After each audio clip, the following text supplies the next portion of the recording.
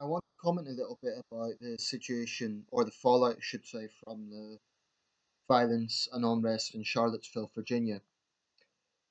Um, the polarization in the United States right now seems to be really as intense as at any time in recent memory. And sadly, this flare up seems to be the latest sort of example of that. And this was a particularly dramatic situation. Three deaths, the two police personnel who died in a helicopter crash and the young woman who was killed. Um, before I get into discussing some of the wider issues around this, let me be very, very clear about something. I find neo Nazi white supremacist views to be repugnant. I think their worldview is sickening. And I think that any reasonable person would do well to recognize that they are a problem for America and a problem wherever they rear the ugly head. So that goes without saying.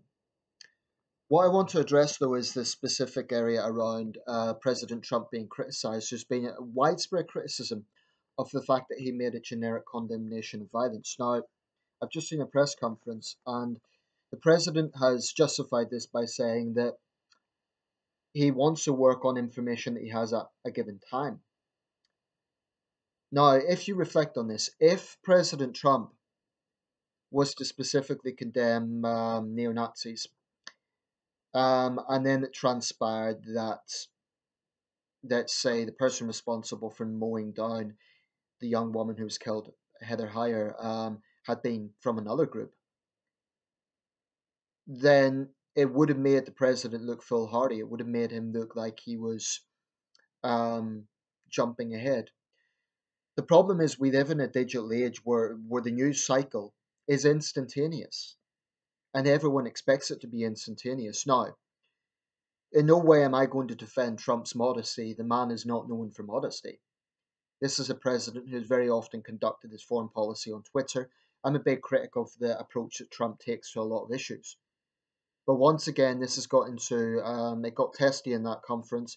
He says, unlike you, I was talking about the news media, I want to know the facts before I talk about something. I believe that Trump has exposed the likes of CNN for, I'm not going to say fake news, but for certainly bias. And there's a lot of questions that come about from this. Now, should Trump have been more explicit? Arguably, he should have been. And I think it is a little bit of a thin argument to say that he didn't know that the neo Nazis were on the ground and so on. But there is a problem in some of the criticism that is being leveled towards Trump, and that is that because people are focusing on that neo Nazi aspect, and they were unquestionably there, and they're vile individuals without question. But the flip side of that is the other side of them being presented as saints. And it is not that simple. Antifa is not a tolerant and peaceful organization. Black Lives Matter has many flaws. So what Trump was saying was we condemn violence on all sides. Now, it's interesting that many on the right have been among those who have rushed to criticize Trump, both former presidents Bush, Theresa May, another senior British figure, Sajid Javid, said, you learn from an early age, he tweeted, you learn from an early age, um, Nazi is bad, anti Nazi is good. Well, with all due respect to Mr. Javid, it is not that simple. It's not, because you could have someone who's a communist, who's anti Nazi. Does that mean that they are therefore having proposing a benevolent ideology? I don't think so. So I don't really see why it is so controversial for Trump to make a more generic condemnation of violence. I think he should be a bit more explicit in terms of recognizing that there is a problem with white supremacy. And I do think maybe was misguided in that. Do not give the impression that he recognizes there is a problem, particularly given that there have been allegations that some of his core supporters, um, particularly in the campaign, were of that persuasion. Of course, that's not to say that the 63 million Americans who voted for Trump are white supremacists. Of course not. Far from it. Um, So I do think he maybe was misguided to give the impression that he wasn't recognizing that there's a problem with white supremacy, because that then the extension of that is that he doesn't take it seriously. Um, but I wasn't in Charlottesville, so it would be wrong for me to go into great detail about what exactly was going on in the ground. But judging by the groups that were present there, Black Lives Matter, Antifa, and the white supremacist crowd, I honestly saw it as a clash of far right versus far left. I mean, anyone who thinks Antifa and Black Lives Matter are modern organizations, look at some of the tactics Black Lives Matter have been using. Not only their very selfish tactics of blocking motorways and airport runways, also their inconsistency, failing to condemn black on black violence, failing to condemn black gangs, etc. Antifa, well, they're self explanatory. Look at their tactics. They cover their faces and they behave like thugs. So I find it very unfortunate that we're now in a situation whereby if you criticize the opposite of anti-fascists, or if you criticize opposing groups, then you're branded as being sympathetic to neo-Nazis. Any reasonable person should see that these, I mean, this sort of flare-up was going to be inevitable. And I've made this point before, that there is this situation, especially in the United States, we have it to some extent in the UK, where hard left and hard right always want to make a point. So when they meet, of course there's going to be clashes. I don't know who started the violence the other day, but I wouldn't be surprised if it was some of the more left wing groups, because they're not above starting violence. Now, that's not to say that the neo Nazi crowd and the white supremacists should just be ignored and their views, their repugnant views, shouldn't be challenged. And I totally understand, black people and other minorities would feel threatened and angry by the sort of things that they are promoting. But I have to say, I think some of the criticism against Trump has been a little bit unfair on this occasion. And I do not always defend President Trump. I don't want to give that impression because I haven't. I've got many videos where I'm criticizing the approach that Trump has taken. Um, I do think if you're asked a specific question, then you should probably be a bit more specific. That's a mistake that Trump has made. He's given the impression that he's apathetic to the problem of white supremacy. And I think it's not the first time. I mean, he was asked about David Duke during the campaign. His answer was less than satisfactory. So I think, in a sense, Trump has got himself into this. But um, there's a good deal of hypocrisy of saying condemn this but ignore that. Um, I mean, Sajid Javid's tweet is nonsense. Um, that anyone opposing Nazism is therefore good, that's a lot of nonsense. Just because, two wrongs don't make a right. And I'm not necessarily making a moral equivalency here. I'm just saying that just because someone says they hate Nazism doesn't make them a good person. That is just nonsense. I mean, would you say that someone supports Joseph Stalin is a good person because they hate Nazism? I don't think so. It's the same thing. If someone says they hate communism, does that make them a good person? No, because they might well be a white supremacist. Political extremes are political extremes. That's why I'm so determined to stand by the principles of centrism and be consistent in these things. Um, but I do think there is a good deal of hypocrisy in only condemning one side. I mean, why shouldn't the far left be condemned? Why shouldn't the likes of Antifa be condemned with the violent, by any means necessary tactics? Um, what I would say is the best way I think to confront neo-Nazism is there's many techniques. You can ignore them, which gives them less importance than they deserve. You can, and by ignoring them, I don't mean trivializing it. I mean don't give them attention. That could be one approach. Another approach is debate them. Another approach is don't use their tactics. Don't reduce yourself to their level by using thuggish tactics. And this is what the likes of Antifa don't know or don't care about. Um, I mean, their minds put it this way.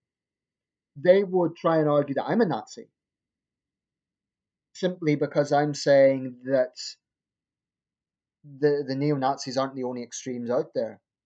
They are extreme and they're repugnant. But yes, there is far left out there. And yes, as far as I'm concerned, they are polarizing and destructive as well. Obviously, their views are not the same. Someone put this to me yesterday. He said, "Oh, you're making a moral equivalency. Um, are those opposing them the same as Nazis?" And I said, "No, they're not Nazis, but they are far left, so they're extreme in their own way. It's not it's not an equivalency because they're different things, but they're both extremes." Um, and I'm not saying everyone who opposed them that day were, far left extremists. I'm not saying that for a second. But I believe many people on the ground were. I've seen the images, I've seen plenty of footage, and it was hard left versus hard right as far as I'm concerned. Now, I do think that we should probably look at other situations. Jeremy Corbyn in the UK has been criticised for not being specific in his condemnation of, for example, the regime in Venezuela. Corbyn has often come out with generic statements on violence as well. So Corbyn's being a bit hypocritical now by attacking Trump and saying he hasn't been specific. That's kind of the pot calling the kettle black because Jeremy Corbyn's never specific. When Jeremy Corbyn's asked to condemn violence, he does the same thing. He's like, "Oh, I condemn it in general." I do think if you're being asked something specific, you should respond specifically. And so both President Trump and Jeremy Corbyn are wrong to not address those specific issues. If I was a head of state and I was asked, "Do you condemn white supremacy?" Of course, I would say yes. I mean, it's logical. It's just the right thing to do. But I don't like the direction that some of the criticism is going because the premise behind that is that only one side, like one side is evil and the other side is completely angelic. Now, in the wider issues, I will say one thing, and this might be controversial. On the issue of Confederate statues being removed and Confederate memorials being removed, I'm not American, but I have a big interest in the American Civil War, and my view is this. I totally understand the controversy around figures like Jefferson Davis and Nathan Bedford Forrest. Totally understand that. But the fact of the matter is, any basic knowledge of history will show you that the vast majority of Confederate troops were not slave owners. And in most cases, they didn't have a great deal of choice over joining the Confederacy. If they didn't, they would have been deemed as traitors to the Confederacy. So I understand that it's still an emotive subject. I get that. But where do you draw the line? If you want to erase history, are you going to go then to national battlefields like Gettysburg and Antietam and vandalize Confederate graves? I mean, not every single Confederate troop was a slave owner or a white supremacist. Most of them were illiterate. So I totally understand the arguments about let's not ignore history, let's look at it for what it was, etc. But I don't know about removing statues. I don't think it's necessarily the right approach. As far as I understand, the statue in Charlottesville wasn't to any specific figure. I might be wrong about this. I think it was more a generic statue to the Confederate soldier. Now, that would be like saying there should be absolutely no memorials for soldiers, German soldiers killed in the First World War, because the Kaiser was a tyrant. I don't believe in punishing the ordinary soldier for the actions of dictators and and extremists. Anyway, those are a few things to think about. Just in case anyone's misunderstanding this, I think it's absolutely right that the far right is condemned, the threat that they pose is recognized, and no one should be under any illusions. No one should try and condone them or justify them. White supremacy is repugnant, and as someone who has been in mixed relations, their views infuriate me. I think it's repulsive, but I don't accept that the other side is entirely innocent. The other side went there to cause trouble just as much, and you're a bit naive if you think otherwise.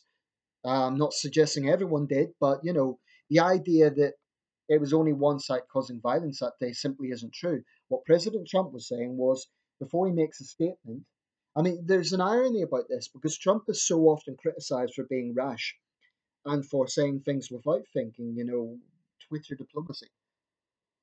Yet when he does actually take time to make a statement, then he's automatically hounded for it. I think a lot of other leaders would actually have taken time as well, but Trump gets criticised because he's Trump.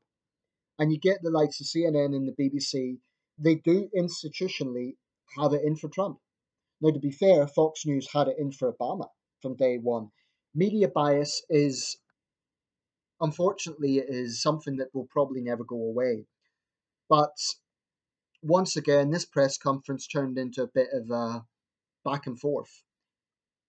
Um, I do think Trump maybe could have handled some of it better. I think he could have been a bit more specific early on. And I understand the number of top executives have quit in protest. But in of itself, condemning the far left, what is wrong with that? What is wrong with that? And my question to other conservatives who are attacking Trump, well, are you therefore saying that Antifa and so on are completely acceptable organizations with some of the tactics that they use? So I think there's a good deal of hypocrisy. And I think a lot of conservatives out there are trying to make themselves look good. In a sense, they're being, I don't want to say politically correct, but they're virtue signaling to say, oh, look, we're not Trump, we're moderate. They're hypocrites. Theresa May, both Bushes, they're being hypocrites because I really honestly believe if this has happened in the UK, if there'd been some sort of riot, Theresa May would not be making a statement immediately. She would be looking at the facts before she made a public statement, as she has done with terrorist attacks. So she's a bit of a hypocrite attacking Trump like this. And I would say the same for other conservatives. Now, you expect it from the left, but conservatives who are doing this, I think they're trying to frankly make themselves look good, and it's a bit. I don't have much respect for that. So anyway, let me know your thoughts. And anyone who wants to accuse me of being sympathetic to these people, I'm not. Also, I would say one last point: there are some right wingers who do downplay the neo-Nazi crowd, and they say things like, "Oh, the alt-right aren't really that bad," etc., etc. Look, anyone who has white supremacist views, anyone who comes out with the sort of things that some of the leaders of these groups come out with, if you really dig deeper, it's absolutely no reasonable person could condone that and rationally claim that they're not racist. I mean, it's crazy. Okay, thank you for watching. Let me know your thoughts.